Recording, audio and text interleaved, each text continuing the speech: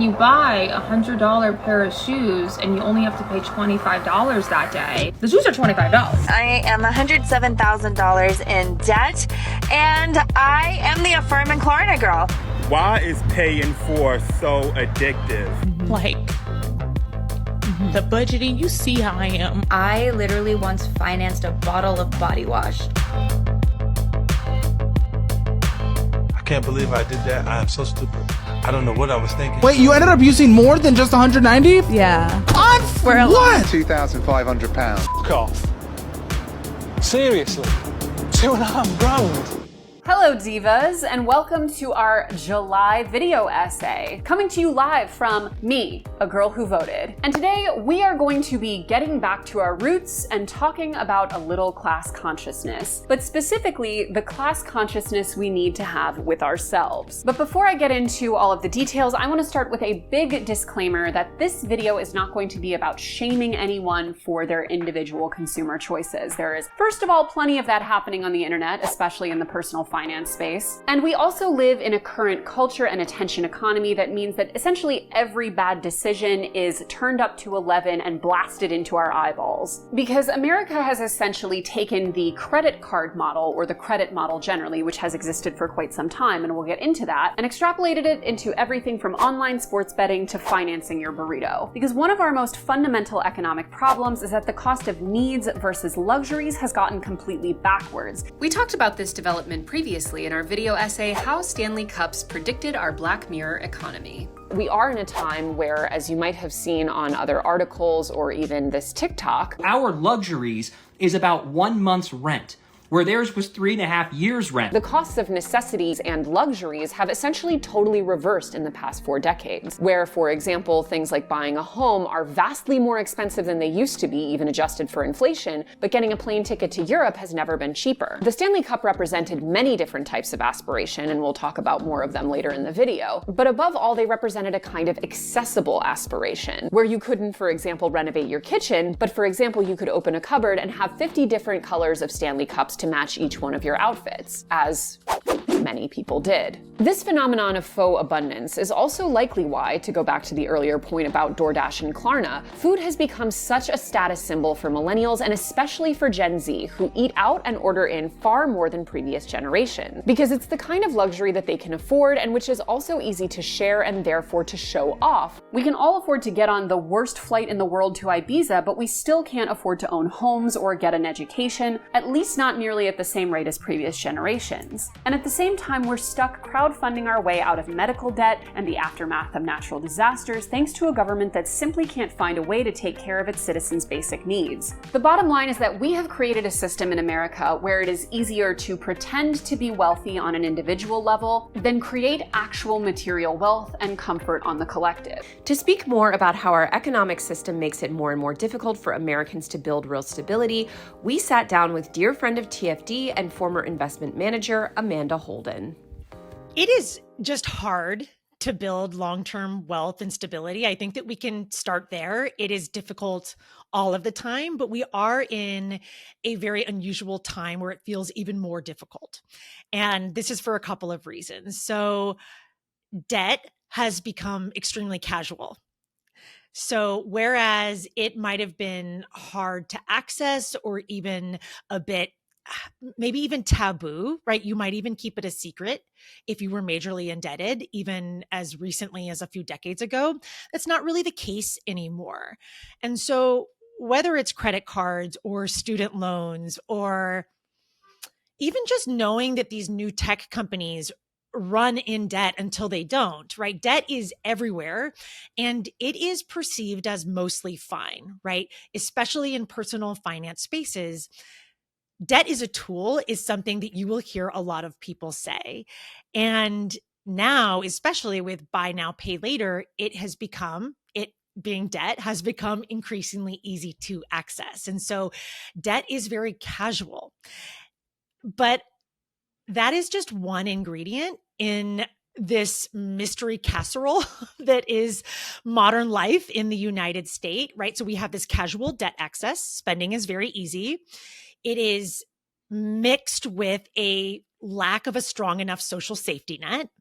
And that is mixed with this real lack of belief in the future, right? I don't think that you can understate how much of a contributing factor nihilism is, and it is not unfounded.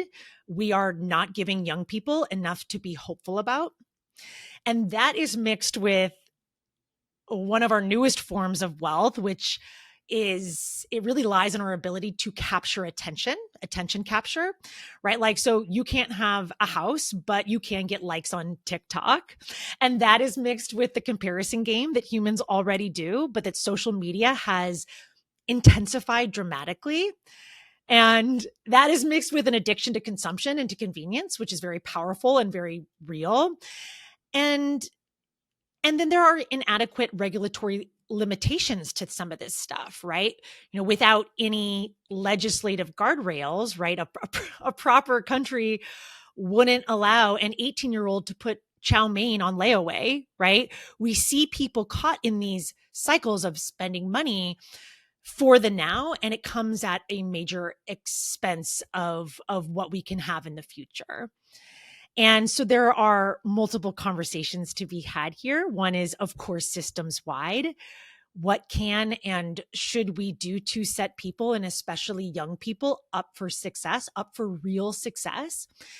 And then the second is, what can we be doing on an individual level to protect ourselves from falling into this gaping hole that they want us to fall into? In the Gilded Age, for example, as we discussed in a recent video, you were just poor. Now at least you could pretend to be rich, even if it means still dying of the same diseases that were around back then, thanks to the defunding of institutions. Just one of many examples of this sort of economic upside down we've gotten into, where we are living like Gilded Age robber barons, even if we're basically unable to afford anything, is the wedding culture that we have been talking about in the past month on our show, Wedding Season. Essentially, now it's become normalized for people who are stuck in debt or living paycheck to paycheck to finance themselves into weddings at a scale that would have only been enjoyed by aristocrats of previous generations. It's normal now to go into tens of thousands of dollars of debt for a wedding, or to expect your other friends to go into credit card debt to celebrate your day. What happened to one of our community members who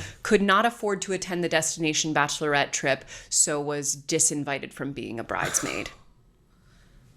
Removed from the wedding party. No, we don't do that. We don't do that. At this point, I think, as I said earlier, we got to start, trimming a little bit with these friendships, because this is not a friendship. Yeah. But if someone disinvites you, if someone says, oh, you can't come to, Punta Mita or whatever, so you don't get to be my bridesmaid anymore, then you don't go to that wedding. You don't go. We're done. Yeah. We're done. Yeah. You've been, what's the best word for it? Punished for your socioeconomic status. Yeah, you've been punished for your socioeconomic status. You've been discarded for your socioeconomic status. I don't think that dynamic or that sort of interaction can exist inside of a real friendship. Essentially, we are all just playing economic dress up, and we are able to afford these little luxuries that make our lives feel way better than we are, and to some extent kind of anesthetize us from what's actually happening around us. But to get to the root of this problem, we need to start with the uniquely American creation of fake wealth, the credit system. Chapter 1. The evolution of credit. From a luxurious privilege to a trap for poor people. So charge cards as we know them today have basically been around since the 1950s, but our model of buying things on credit and actually paying for them later has existed for much longer than this. Credit technically dates back to the Mesopotamian and Harappan civilizations, and in centuries past, people did utilize credit systems to cover purchases, but this was largely a privilege reserved for the already wealthy, or at least those who were members of the upper classes, even if they weren't themselves well off. For example, as anyone who's ever read a Regency romance probably knows, this often came in the form of shopkeepers' ledgers. Shopkeepers would have a ledger with family names on them and add things to it, a plot line or device in some of my favorite historical media, LOL. I don't know if anyone else has read this book, but it was an all-time banger for me in elementary school, The Watsons Go to Birmingham 1963. I just remember them going to the corner store and buying those like delicious sugar cookies on their parents' credit and not telling them. And I was like, what a time to be alive. What I wouldn't give to be able to go to the corner store and tell the shopkeeper that I'm buying myself sweet treats on my parents' dime. Didn't work out for them in that book though, spoiler alert. But credit and IOUs were extended primarily to the already wealthy, or at least the middle class, because this was back when class itself was much more visible in a way that it isn't now. For example, you could tell if someone was good for it based on visual or context clues, whereas now you'll see tech billionaires schlubbing around in t-shirts and sweatpants. In fact, as we've discussed on a previous video on the topic, it is often actually an intentional choice on the part of wealthy people to sort of disguise themselves as being poorer than they are to move more freely around society. And also maybe to low-key seem like they got where they are on their own and not through wealth. I'm looking at basically 60% of Hollywood at this point. In my opinion, you know what? It's not enough to change your name and use a different name. Like, if you're a Nepo baby, like, you need to be like wearing a name tag at all times that has your whole family tree on it. I'm hearing that all of producer Holly's favorite people on The Pit are Nepo babies. All right, who's a Nepo baby that gets to come through? We definitely got to get rid of that one Meryl Streep daughter who's on The Gilded Age. Girly Pop cannot act. You know who I hate to admit it, but she can act?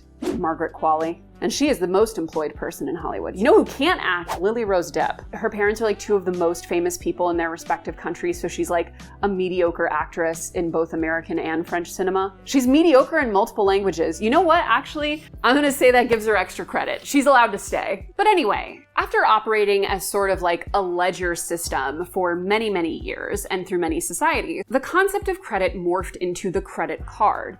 In 1865, American Express introduced the first charge coin, which were mainly issued by department stores and displayed a customer's identification number and an image connected with the merchant. The company also started issuing traveler's checks and money orders in the 19th century and opened their first European office in Paris by 1895. The company eventually started issuing cardboard charge cards, which became the iconic green plastic card by 1959, and then they launched their first corporate credit card in 1966. Now, cards on the table, no pun intended, but I'm recording this as 2 American Express cards sit in my wallet, one for my business, one for personal. And I'm the first to say that if you can manage to pay off your credit card in full at the end of the month and never pay a dime of interest, they can be worth it. But it is just important to note how thoroughly credit has worked its way into our lives. I also have a Chase Sapphire card in there. We'll talk about this. And this was actually after the first charge card came on the market, which was the Diners Club card in 1950. Quote, initially the Diners Club card was valid at a few dozen restaurants in New York and had around 200 cardholders.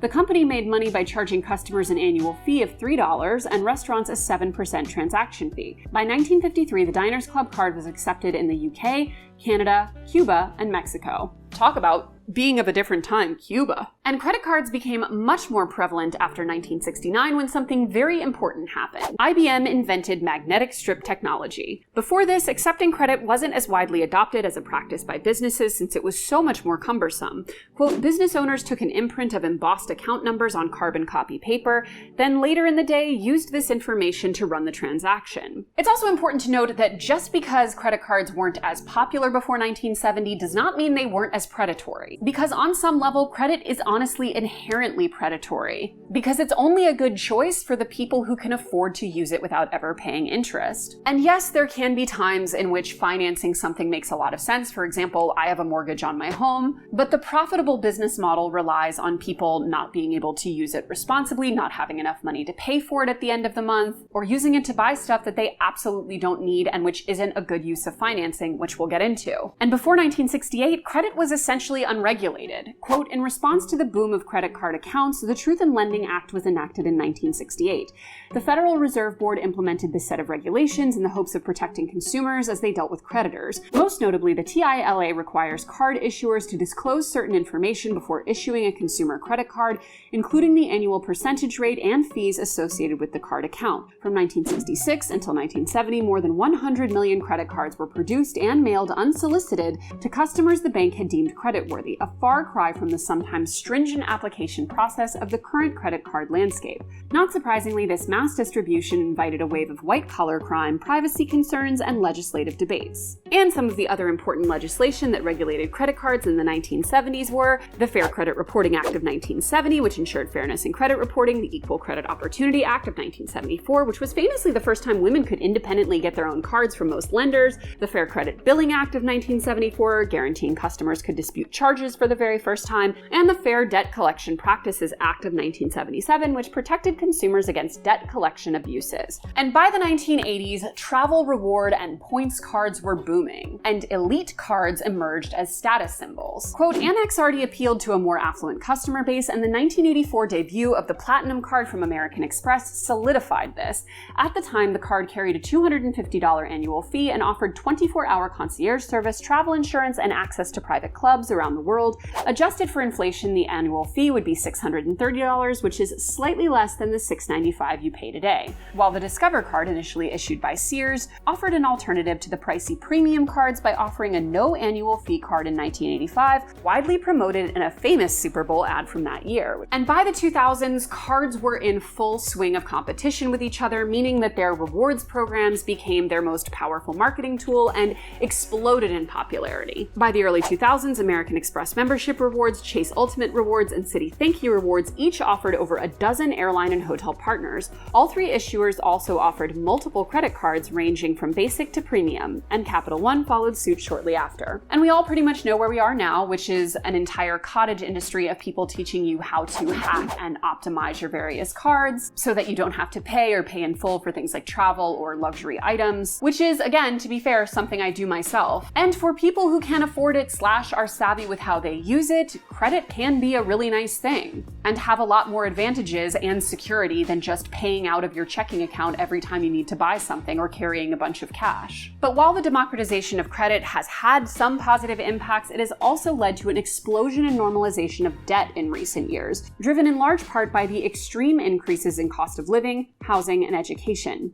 Because we don't own anything outright anymore, which takes us to Chapter 2, the epidemic of invisible debt.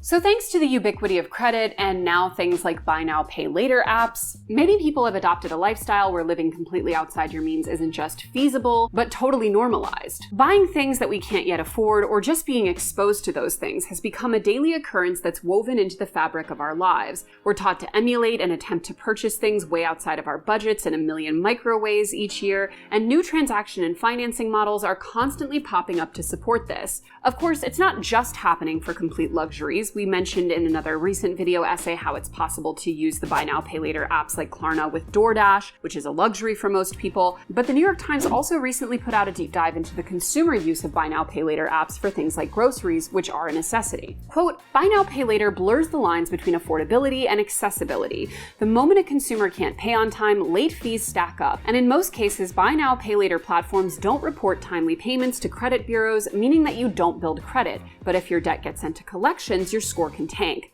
What starts as a convenience can quietly morph into a liability. A Lending Tree survey found that 41% of buy now, pay later users reported paying late in the past year, up from 34% the year before. Many of them weren't behind by more than a week, but repeat use and overlapping loans compounded risk. Nearly a quarter of users said they'd had 3 or more buy now, pay later loans active at once. And I would argue that our current model of debt-supported essentially everything, from our educations to our smartphones to online games, doesn't make our lives easier or make a higher quality of life more accessible. Because luxuries are becoming more accessible without any notable increase in our wages and necessities skyrocketing in cost at the same time. I think that we're talking about two different groups of people. There is a group of people that are using credit because they really don't have another option, right? Somebody that is using buy now, pay later to buy groceries, to me, is probably in a different subsect of the population than somebody that is using buy now, pay later to buy DoorDash, right? Which is essentially buying convenience. And so it's a bit different, but if we're talking about like combating just like overconsumption across the board, I think that what we have to have is a society that people believe in, and we have to rebuild community structures so people are able to find some meaning outside of themselves. And that is something that we certainly could do from a political or a legislative end of things. But I think that it's really going to take combating this corporate culture that we have that ultimately wants us atomized and wants us isolated. And we can't entirely blame the businesses who partake in these models, at least not fully, because businesses are basically forced to partake in them, which continues the vicious cycle of having to keep up with their competitors, even if it's riskier for their actual customers. For example, it's very hard for restaurants to succeed if they are not on the delivery apps, which often utilize buy now, pay later. Essentially, any small business that wants to survive has to take all kinds of payment methods, including credit cards and tap to pay and buy now, pay later, even though it often costs them way more thanks to fees that they have to pay the card companies on every purchase. But they would lose customers if they couldn't be competitive in how people are able to pay. And nor can we fully blame consumers who are constantly being sent the same message. You may not be able to buy a home or pay off your student loans, but at least you can put a fast fashion haul on a buy now, pay later app. It's worth noting that since I recorded this video, buy now, pay later apps are going to be reporting to the credit bureaus and therefore impacting your credit score, which makes them potentially an even riskier type of financial product for the everyday, usually younger, less affluent consumers targeted by them who may not realize the trap that they're falling into. And while buy now, pay later may seem innocuous, especially when used for something as simple as like an H&M dress, this hypernormalization of debt can easily blow up, which is, by the way, why we've never taken a dime from buy now, pay later apps and never will, despite them constantly knocking at our door. And to understand how this kind of thing gets out of control, essentially being given access to buy something you can't actually afford, let's look at one of the darkest and most prominent examples, the subprime mortgage crisis. For those who are too young to remember, here are the Cliffs Notes. After 9/11, the Federal Reserve lowered interest rates to as low as 1%, boosting the economy and leading to higher demand for homes and mortgages and later record high homeownership rates. In order to find new home buyers, many lenders gave out subprime loans, which typically have much higher adjustable interest rates, thus making a home purchase much more expensive and unpredictable over time to buyers who would not have otherwise qualified.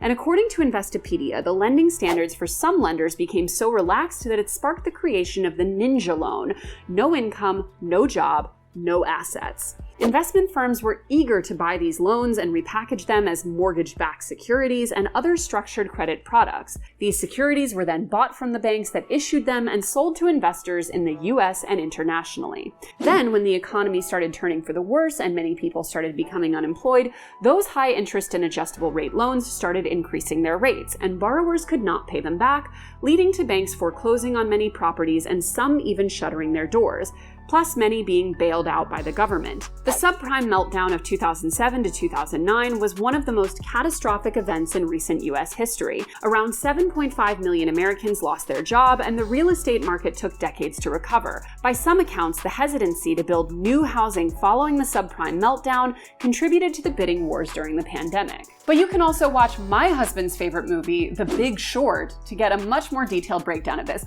Also, this is how you know that on some level we are truly soulmates. His favorite movie of all time is The Big Short. I've seen that man watch that movie no fewer than 50 times. Anytime we're on a plane, if he's looking through the library and he sees The Big Short, he's like, "Clear my schedule, mama. We gotta lock in. I'm gonna watch it again." I've seen him many times. We fly to and from a place. He's watching The Big Short on each leg of that trip. But for me, my favorite, well, it's not my favorite movie, but it's definitely a top 10, Margin Call. Talk about a stacked cast in Margin Call. We have hot-ass Jeremy Irons. We have hot-ass Zachary Quinto. We have Penn Badgley. I think it's Penn Badgley in that. Isn't it Penn Badgley? We're looking into that. I always get confused with like the Gossip Girl OC actors. It could be Adam Brody. No, it's Penn Badgley. We've got Jennifer Connelly's husband. We've got Simon Baker. We've got Demi Moore. We've got Stanley Tucci. Not the most diverse cast in history, I must say, looking back. Kevin Spacey, pre-cancellation. Listen, he may have done wrong, but we can't say he didn't drop some banger performances before all that happened. I simply can't throw the baby out with the bathwater, Margin Call wise. Anyway, all of that is to say, Margin Call, it's worth a watch. But all of this is to say the subprime mortgage crash was, in many ways to me, a perfect example of what happens when you build financial systems on allowing people to purchase things they cannot afford, and you artificially inflate their lives beyond what they actually are in terms of real purchasing power and cost of living, and just continually pass on the risk or consequences down the road until it's someone else's problem. In this country, we live in a corporatocracy where corporations pull the levers of control, and corporations care about profit first and foremost, not individuals, not people, and corporate interest by politicians. And we in this country are so often unwilling to look at new technology or even the financialization of modern life with a critical eye. And what we are willing to do is let corporations and banks and technologies break us first, and then maybe we try to pick up the pieces later. And, at this point, this is basically why we pay taxes. So in addition to funding, foreign wars and state-funded terror on our own streets, we're basically paying taxes to bail out the banks every time they play it too fast and too loose, which happens all of the time now. And so generally across the banking system, we have this concept called moral hazard, which is that we know that some institutions will behave more riskily because they know that if their bet doesn't work out, they will be bailed out by the government. And so that happens over and over again. But who doesn't get bailed out is any of the regular people that are caught in the wake. And we have now seen cycle after cycle of this happening. And there's not a lot of motivation to change this because capitalism likes to have a worker base that does not have a lot of great options, that feels a little bit beat down and therefore tethered to their need to labor for a paycheck. Because maybe the buy now, pay later apps won't lead to this kind of mass collapse and recession across the country, but with instant access layaway payments becoming more and more accessible, you simply have to wonder what type of emergency situation we will find the country in before someone actually tightens the reins. Buy now, pay later is somewhat of a different beast in that it is a Silicon Valley company actively trying to subvert what little financial legislation might otherwise exist to protect a consumer who uses it.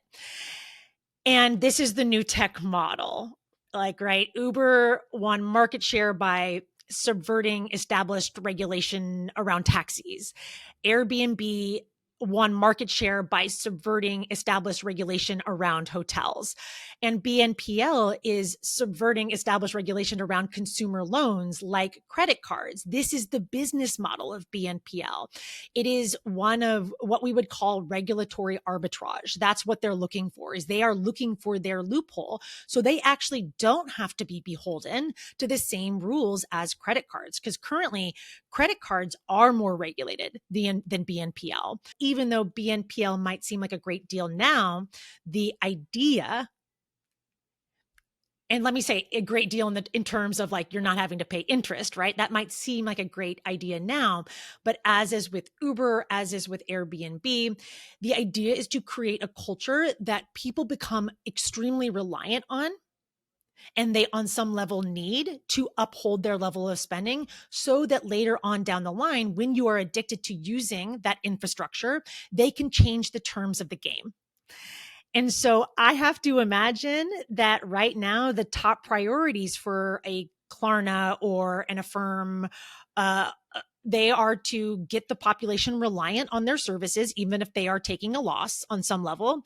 And then the other top priority is likely to win this game of regulation or deregulation.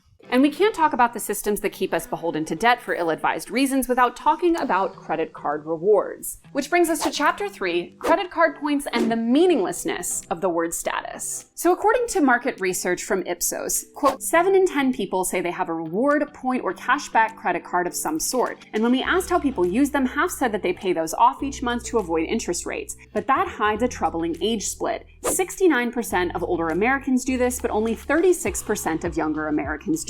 Equal numbers rely on credit for emergencies and to manage their budgets, and about 1 in 5 younger Americans, 18 to 34, say that they use their rewards to pay for things that they couldn't afford otherwise. And if you're wondering whether the lure of points is what leads people to spend more, the answer is often yes. Quote, nearly 70% of Americans prefer to pay with their cards in order to get those rewards or points.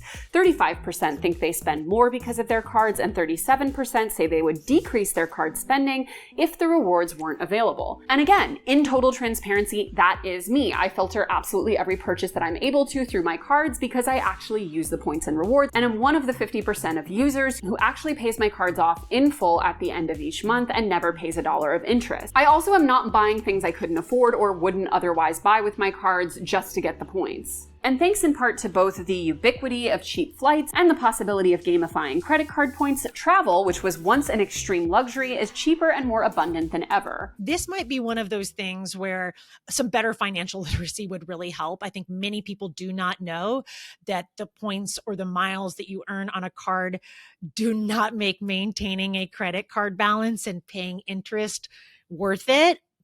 In fact, the interest that people pay on their credit cards is what subsidizes the miles program. And so, said another way, your interest payments fund, some Braden's trip to Bali. I mean, not to mention Bob's bonus, Bob the banker's bonus.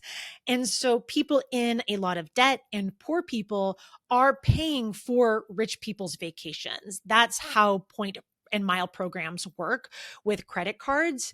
And yeah, I think that it's a great veil, or it's a great excuse to use credit cards more than you may need to in order to rack up points, which ultimately at the end of the day, the best thing that we can do is just not overspend, right? The points are never worth it. As we've talked about in previous videos, travel has become just another thing for us to overconsume. And a big part of that is the popularity of credit card hacking and churning. It's also the fact that we seem completely decoupled with the actual environmental and economic cost of travel. Like, I know people are obsessed with watching those videos of like people who fly across the country or fly to another country just to have lunch and then come home, or people who take flights just to go to an airport and come back so they can test out a different class or get miles or whatever. But I actually find that quite dystopian. And in the context of our climate crisis, just kind of disturbing to watch, honestly. I'm going to Egypt for a day. Good morning from the Great Pyramids of Giza. And 24 hours later, I'm back at the airport with a new shirt and I'm ready to go home. But we actually had a travel hacking expert on TFC once years ago, and I won't deny that it can be a really great way for people who are responsible with their credit to pay for the cost of trips that they were going to otherwise take. But travel hacking requires being strategic with credit card points in order to pay as little as possible for flights and hotel stays by utilizing things like sign-up bonuses, online shopping portals with rewards bonuses, and putting specific spending on different cards that earn points for different categories. For example, using one card that gives extra points for groceries or dining out and a different one for gas. But at the same time, it's created a system where you either pay exorbitant prices in order to be treated with status at a given airline, or essentially be treated as on par with luggage in the cargo hold if you are not holding that status. As someone who is a Diamond Medallion member on Delta and therefore essentially experiences the closest thing that I will ever get to real love in my life whenever I go to an airport, because Delta rolls out the red carpet for us. Anytime because of the route I'm flying, I have to fly on a different airline and I have no status and I'm in like boarding group 8 and my bag gets taken from me it's just, I feel like I'm like Rose on the Titanic, like going down to steerage and, dancing with all of the Irish people. I don't know, we just have to insert that Parker Posey quote. I just don't think at this age I'm meant to live an uncomfortable life.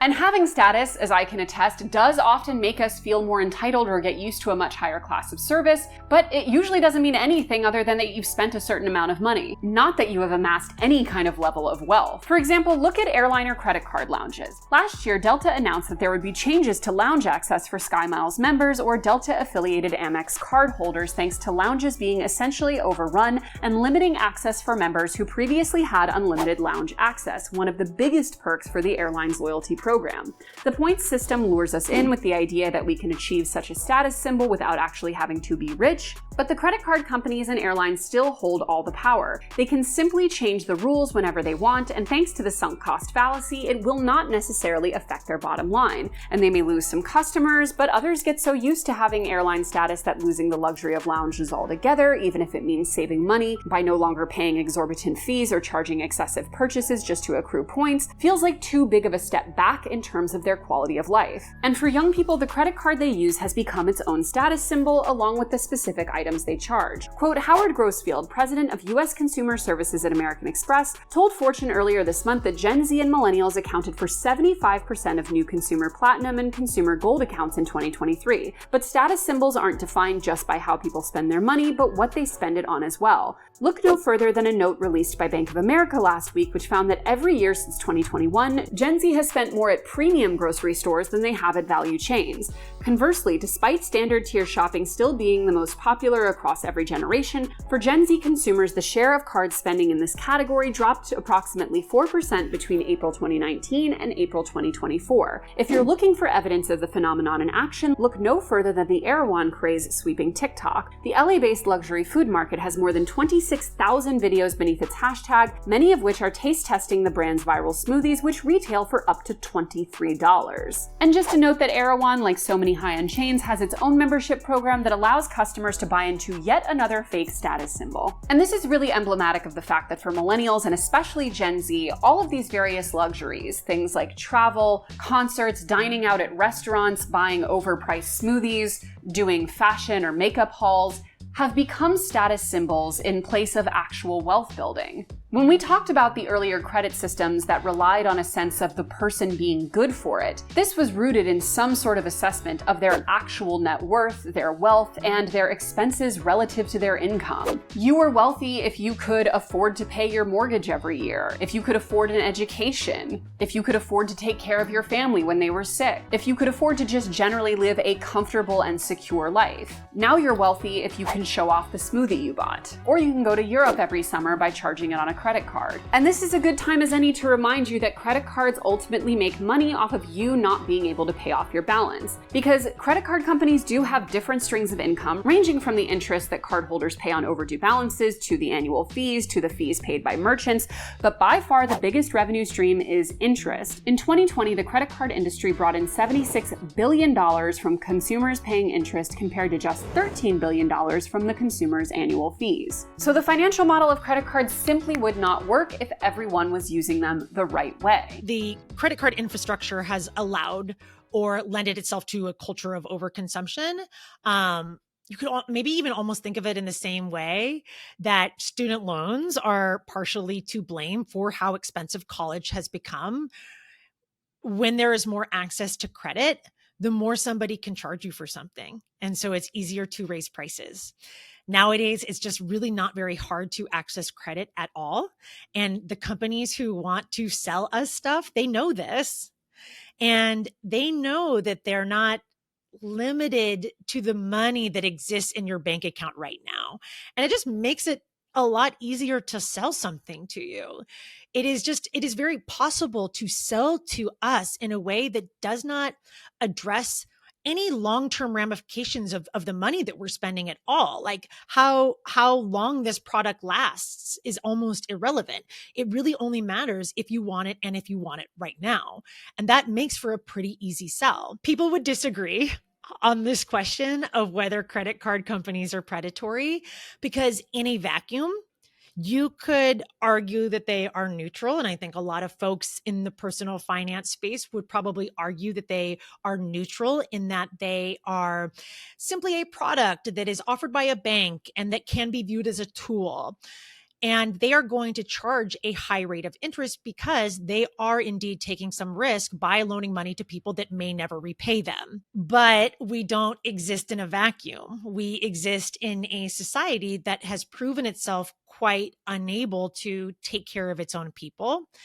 And so when credit cards are a stand-in for a social safety net, and people are only able to get by from month to month by using a high interest credit card to fill those gaps, which again, our politicians know this and they're not acting with any urgency to help us find a better way, then yes, in this context, I would argue that credit cards are predatory. And while the credit cards and reward systems were definitely designed to keep us in a cycle of spending, it's impossible to talk about this without talking about the other half of that equation, dopamine culture. Which brings us to chapter 4, how we all got addicted to dopamine.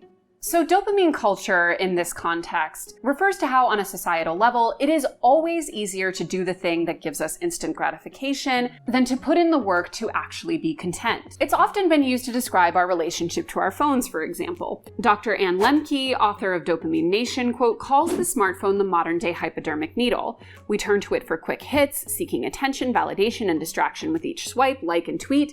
And since the turn of the millennium, behavioral as opposed to substance addictions have soared. Every spare second is an opportunity to be stimulated, whether by entering the TikTok vortex, scrolling Instagram, swiping through Tinder, or binging on porn, online gambling, and e-shopping. When we binge on pleasurable things, homeostasis means our brain compensates by bringing us lower and lower and lower, says Lemke. Each time the thing becomes less enjoyable, but we eventually become dependent on those stimuli to keep functioning. We spiral into a joy-seeking abyss. The digital world enables binging on a previously unseen scale because there are no practical limitations forcing us to pause. And there have been many books written on this subject, including the TFD Society book pick, Stolen Focus, which centers on how corporations are purposefully manufacturing this type of addiction and using it to their advantage. But our modern life, especially fueled by things like social media, has made us essentially addicted to dopamine, often in the form of consumerism. And our culture is constantly encouraging us to spend more than we can afford, to look for new ways to find dopamine and especially identity in the things that we buy. It's been said before by people smarter than myself,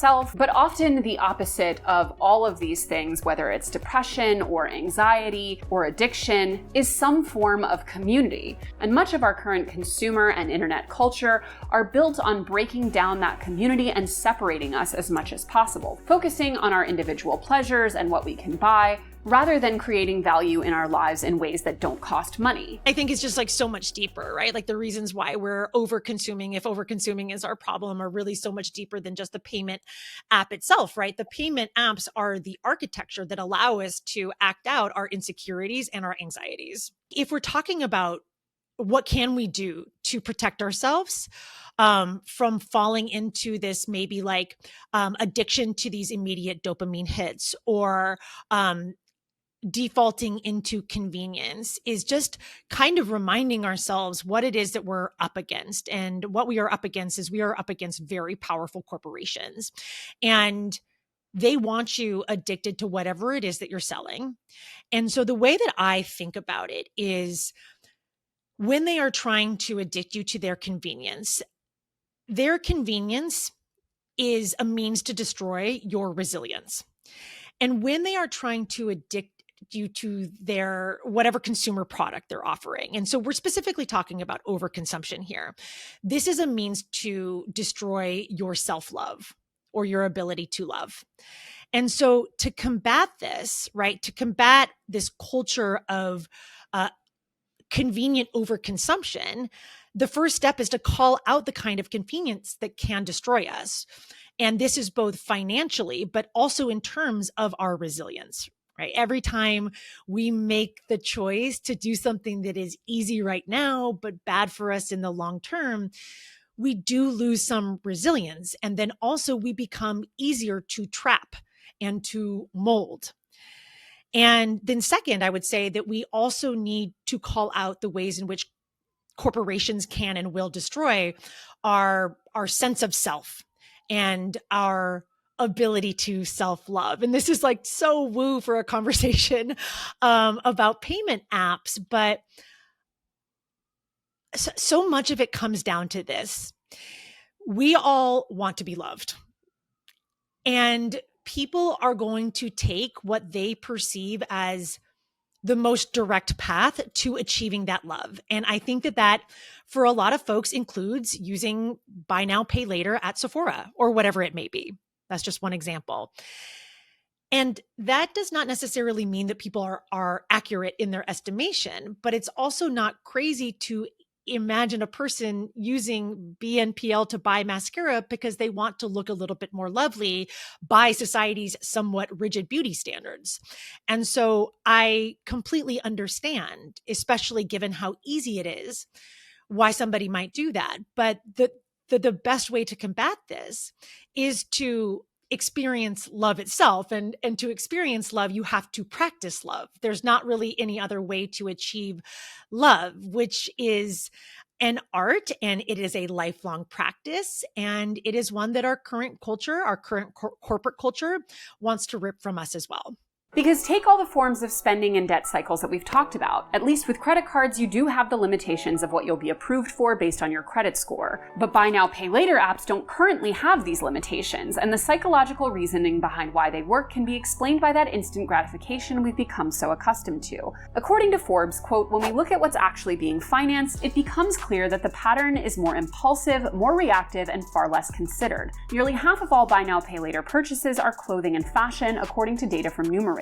The average user decides to go the buy now, pay later route because they can't afford the item outright. And the platforms know this. Neuroscientists have long known that dopamine is more tied to anticipation than satisfaction. The surge hits when the possibility of reward seems real, and that's why window shopping feels so good. And it's also why scrolling through endless product pages late at night feels oddly energizing. Buy now, pay later lowers the barrier between that dopamine spike and action. You don't need to earn the purchase or budget for it or even sit with the desire. You just click pay later and the reward loop closes fast. And it's not just the buy now, pay later apps that are using this sort of dopamine casino effect. The internet has essentially become an online version of actual casinos, which you can see in the things like the explosion of online gambling and sports betting, online shopping, social media, etc. It's all about keeping us isolated from the outside world, making us feel like we have limitless access to money, hyping things up with bright colors and sounds, and creating just an atmosphere of have fun, why not, treat yourself, all the way into bankruptcy court. And so far the solution is to leave it up to the individual consumer to just make better decisions, because we're not willing to regulate many of the worst perpetrators of this intentional dopamine casino. But if we're gonna talk about policy, we have to end with our final chapter,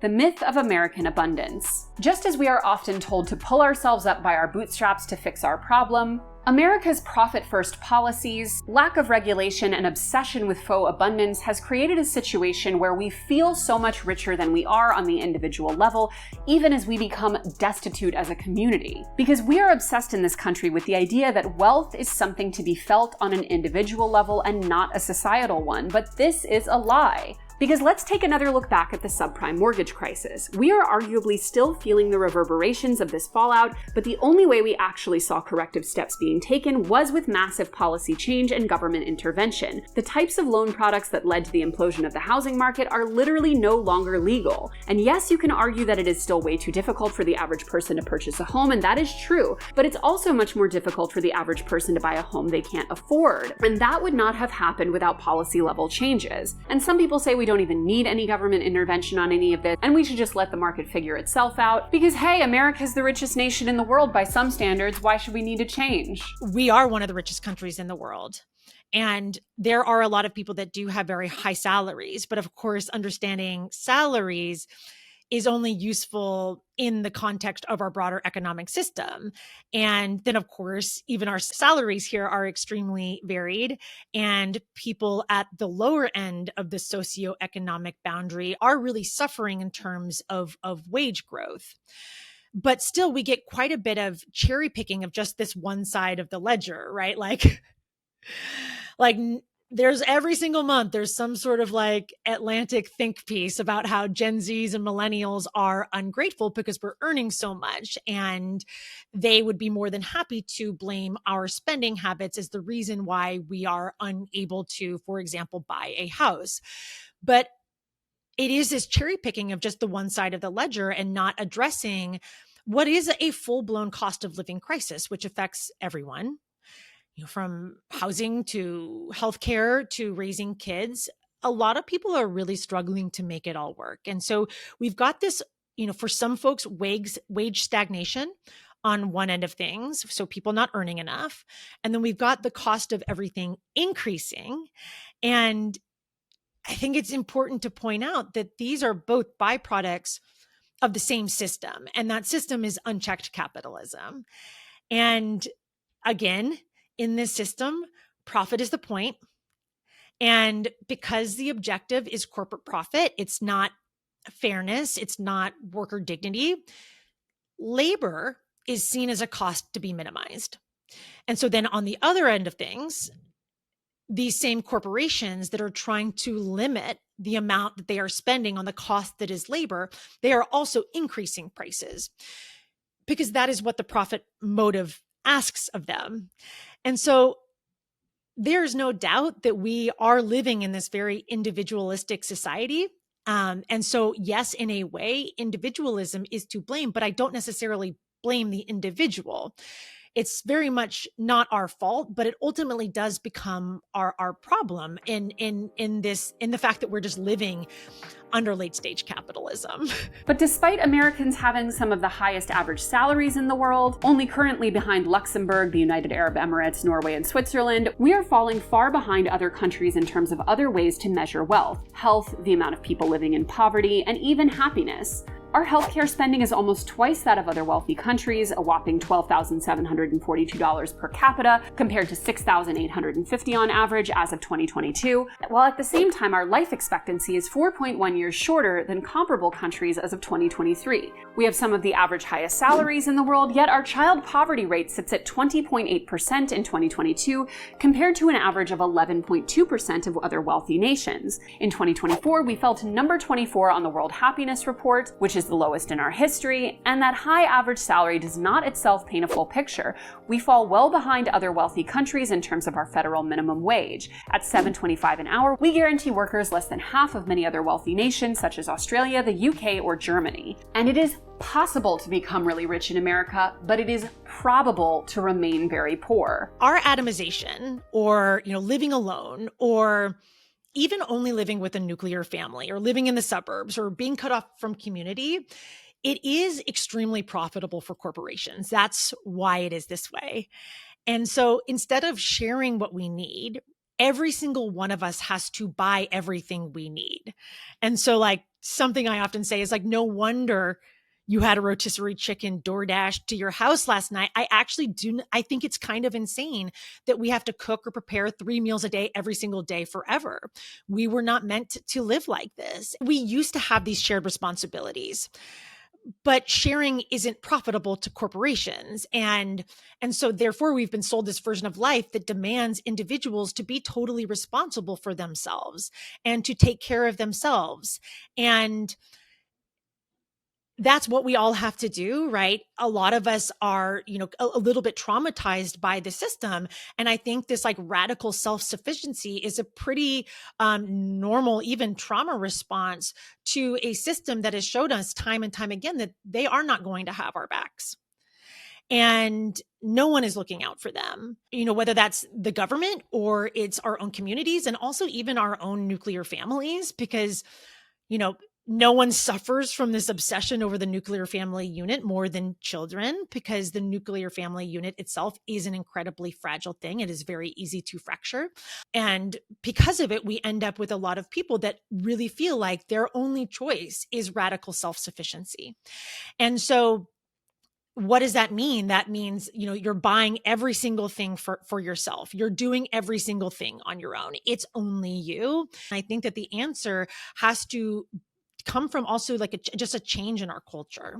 Essentially, we have created the perfect environment for falsely inflating our own personal wealth and feeling much richer than we are, which among many other things allows us to feel less directly impacted by the failings of the system around us and less aware of how much community has been eroded. We would be so much better off consuming less, investing more in our own communities, and finding collective ways to ensure that everyone's lives are of a higher quality, regardless of how much credit they have access to at a given moment. Because our hierarchy of needs, if you want to go that route, is currently completely upside down. And instead, even rich people often get stuck in these same endless loops of debt-fueled lifestyle inflation, because we can't have healthcare, but at least we can have fancy smoothies. And in that way, basically every American could be considered fake rich, or at least the richest person in a broke neighborhood. But I'll see you guys next month on our all-new video essay.